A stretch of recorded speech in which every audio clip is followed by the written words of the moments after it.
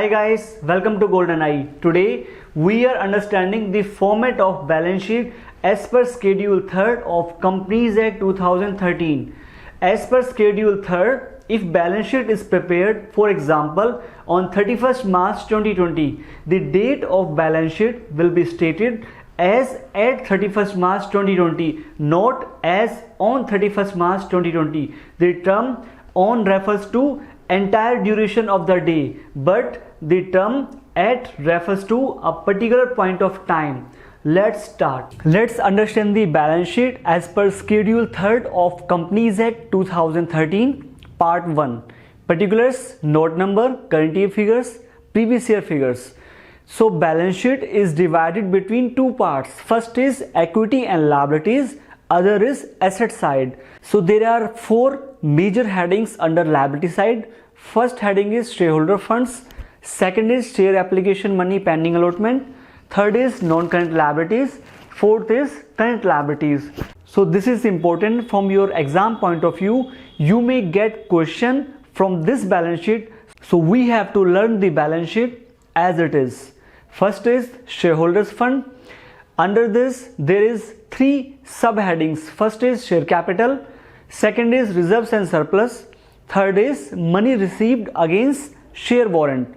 So under share capital there may be authorized capital, oblique issued capital, oblique subscribed capital. So if there is any calls in area, then we will deduct calls in area from the subscribed capital but not fully paid up. If there is forfeited share, then we will add subscribed capital. Okay, so next is reserves and surplus.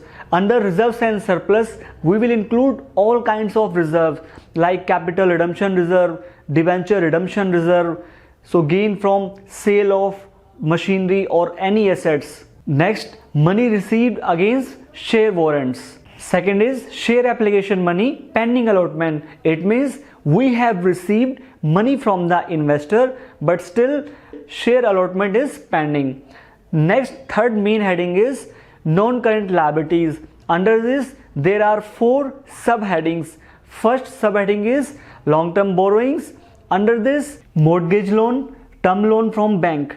Second is long-term provision. So it includes provision for warranties, provision for gratuity fund and provision for employee benefits. Next is deferred tax liabilities.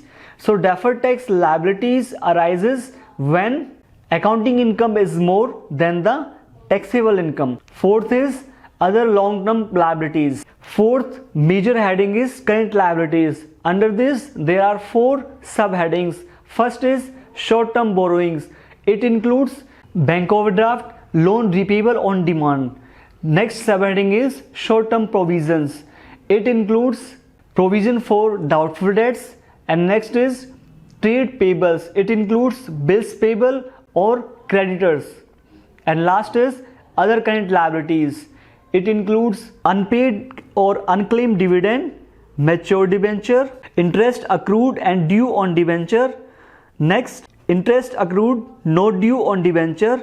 There are certain items which will not be examined in your exam like money received against share warrant, share application money pending allotment, deferred tax liabilities, other long-term liabilities, but their presentation as per balance sheet can be examined in your exam. So you have to learn balance sheet as it is. Other portion of balance sheet is assets. There are two major heading under assets. First is non-current assets, second is current assets. There are certain items like capital work in progress, intangible assets under development, deferred tax assets, contingent liabilities. These items will not be examined in board exam, but their presentation as per balance sheet can be examined.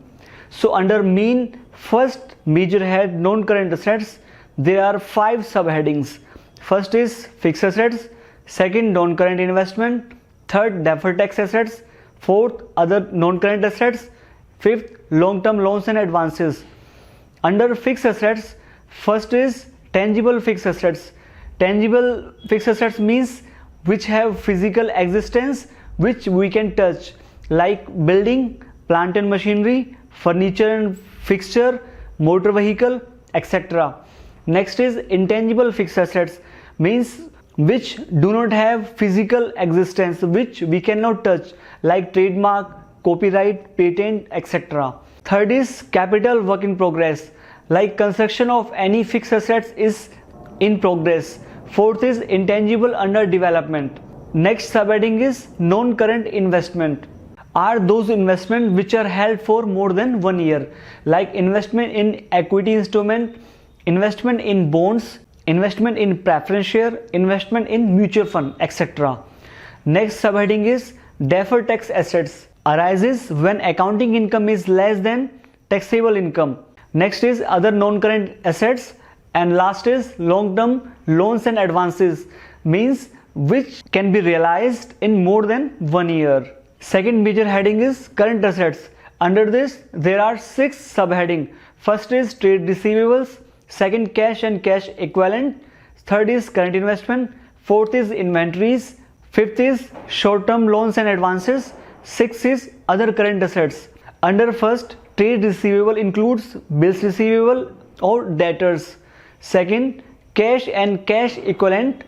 Third, current investment. Current investment are those investments which are expected to be converted within 12 months, like investment in equity instrument, investment in preference share, investment in debenture, investment in mutual fund. Next is inventories. Inventory includes raw material, work in progress, finished goods, loose tools, spare parts, etc.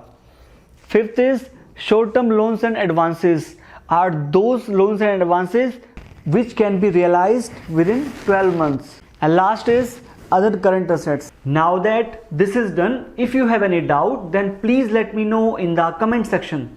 Thank you.